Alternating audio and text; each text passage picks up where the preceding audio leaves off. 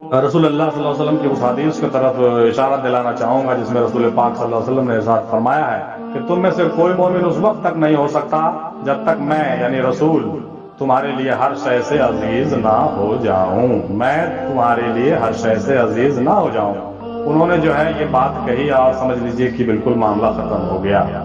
اب آپ سوال پیدا یہ ہوتا ہے کہ صاحب کہ آج بھی جو ہے ان کے جو نائب ہیں اور نائب رسول ہیں وہ بھی اسی پر چل رہے ہیں۔ آپ بھی اگر اپنے مقصد میں کامیاب ہونا چاہتے ہیں، یقیناً آپ مومن ہونا چاہتے ہیں، تو آپ کے نظر میں بھی پیر سب سے عزیز ہونا چاہیے، تمام چیزوں سے عزیز ہونا چاہیے۔ عزیز ہونے سے مطلب یہ ہے کہ اپنے مال سے، اپنے جان سے، اپنے خیش و اقارب سے، اپنے علم سے، اپنے عمل سے، اپنے فضل سے، اپنے وجود سے، اپنی سوچ سے، اپنی فکر سے، اپنی تمام چیزوں سے عزیز اپنے پیر و مرشد کو رکھنا ہوگا۔ اور باتیں وہی ہے جو اوپر بیان کیا جا چکا ہے، لیکن صرف میں لہجہ اور جملہ بدل کے بیان کر رہا ہوں تاکہ حدیث کے حوالے سے آپ سمجھ سکیں، اور ساتھ ہی ساتھ اس پر پوری طرح سے آپ جو ہے بالکل نشاور کرنے کے لیے تیار ہیں سب کچھ۔ پیر بھی اپنے مرید کو سچی لگن اور طلب دیکھتے ہیں، اور وہ لوح محفوظ میں اس کا قسمت بھی دیکھتے ہیں، اور اس کے یہاں کا کیا حصہ ہے یہ بھی دیکھتے ہیں، اور اپنے مرید کو ہر طریقے سے آزماتے ہیں۔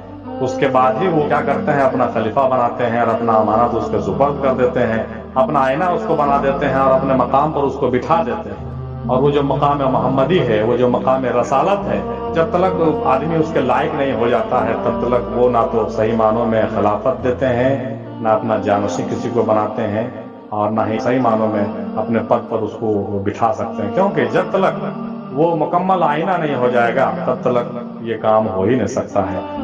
لہٰذا ان تمام باتوں کو غور کرنا چاہیے، سمجھنا چاہیے۔ اور جہاں تک پانے کی بات ہے تو صاحب جیسا کہ سوال میں تھا کہ جب مرشد ہی سب کچھ عطا کرتے ہیں تو مرشد سے کیسے لیا جائے، آپ سمجھ گئے ہوں گے کہ مرشد ہی سب کچھ عطا کرتے ہیں تو مرشد سے لینے کے لیے آپ کو اس لائق بننا ہوگا۔ اور اس کے بعد ہے کہ مرشد ہمیں عطا کر دیں، ایسا کیا کریں، تو آپ ایسا عمل کریں کہ ان کے نظر میں آپ جچ جائیں اور ان کو اپنے نظر میں سب سے زیادہ عزیز رکھیں، اور ساری چیزیں ان پر جو ہے نچھاور کرنے کے لیے تیار رہیں اور جذبہ رکھیں، تو آپ کو ضرور عطا کر دیں گے میرے بھائی۔ پھر آخر میں ہے سوال کہ آخر مرشد ہمیں وہ قوت پروردگار کیوں عطا کریں، وہ کیوں عطا کریں گے آپ کو؟ جب آپ اس لائق رہیں گے تو بالکل ہی عطا کریں گے، آپ نہیں چاہیں گے تو بھی عطا کریں گے محترم۔ اور آپ کا چاہنا جو ہے ٹھیک بات نہیں ہے، آپ بالکل نہیں چاہیں، آپ صرف لائق بن کے دکھائیں، آپ ان کے قدموں کی دھول بن جائیں۔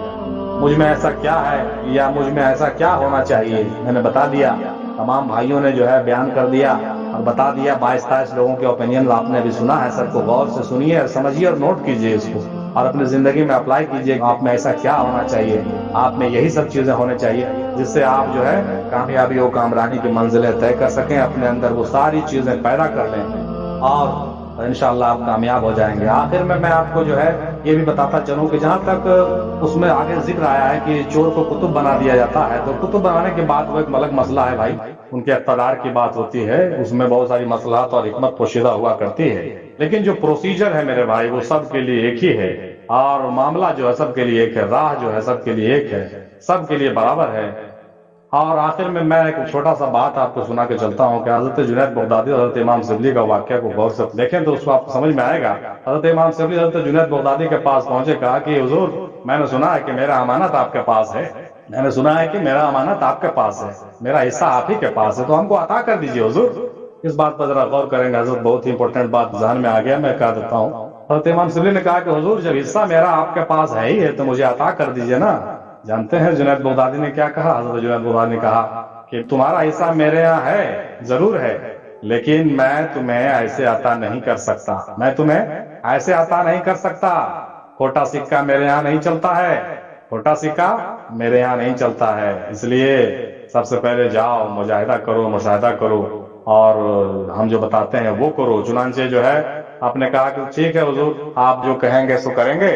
چنانچہ کیا ہوا، آپ نے جو ہے اپنے حساب سے اس کا جو ہے بالکل سرور منڈوا دیا۔ منڈوانے کے بعد جو ہے یہ حق میں وقت تھے، سرور منڈوا کر کے ان کو کہا کہ ٹھیک ہے آپ تم جاؤ گدا گیری کرو، جس علاقے کے تم حاکم تھے اس علاقے میں جا کر کے تم جو ہے گدا گیری کرو اور بھیک مانگو، اور 12 سال بھیک منگوایا۔ سوچ لیجیے، اللہ اکبر، کتنی بڑی بات ہے۔ اور اس کے بعد کہا کہ بھائی جو بھی تم بھیک مانگو گے وہ اپنے پاس رکھنا بھی مت، لا کر کے مجھے جمع کر دینا، دے دینا۔ یہی کام کرتے تھے جناب حضرت شبلی، بھیک مانگ کر کے لا کے ان کے پاس دے دیا کرتے تھے۔ آخر میں ایسا ہوا کہ کوئی بھیک نہیں دینے لگا ان کو۔ تب آپ نے پوچھا کہ کیا حال ہے تمہارے؟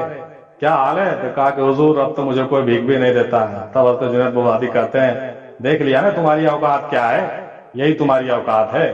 میں تمہیں یہیں پہ لانا چاہ رہا تھا. اب تمہارا سکہ جو ہے چلنے لائق ہو گیا ہے. اب تم کھوٹا سکہ نہیں رہے، تمہارا سکہ اب چلنے لائق ہو گیا ہے. چنانچہ آپ نے ان کو جو ہے نظر توجہ عطا فرمایا، اور اس کے بعد جو ہے مسئلہ جو تھا وہ ادا کر دیا. جو کچھ کرنا تھا کمپلیٹ ہو گیا تھا مسئلہ.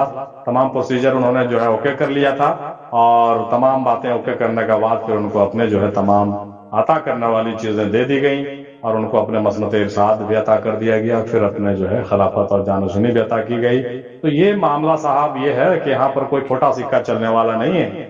آپ کو بہتر سکہ بننا ہوگا، اور بہتر سکہ بنانے کے لیے آپ کے پیر و مرشد آپ کو گھسیں گے، آپ کو آزمائیں گے، آپ کو رگڑیں گے، آپ کے امتحانات لیں گے. اور تمام امتحانات اور تمام پروسیجر سے جب آپ گزریں گے نا، تبھی آپ جو ہے چلنے کے لائق رہیں گے، اور آپ کو پھر جو ہے کوالیفائی کیا جائے گا، اور آپ کو کامیابی کی منزل عطا کر دی جائے گی.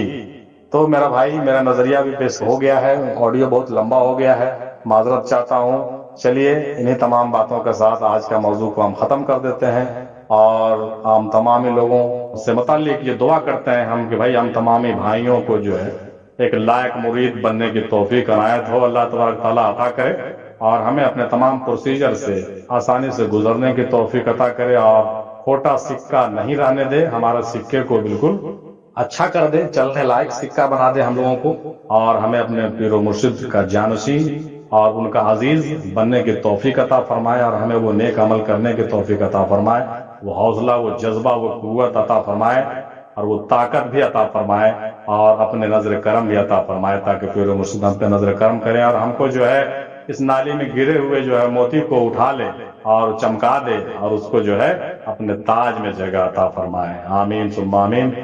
وآخر دعوانا الحمدللہ رب العالمین برحمتک یا ارحم الراحمین. باق لا الہ الا اللہ محمد الرسول اللہ صلی اللہ تعالی علیہ وسلم.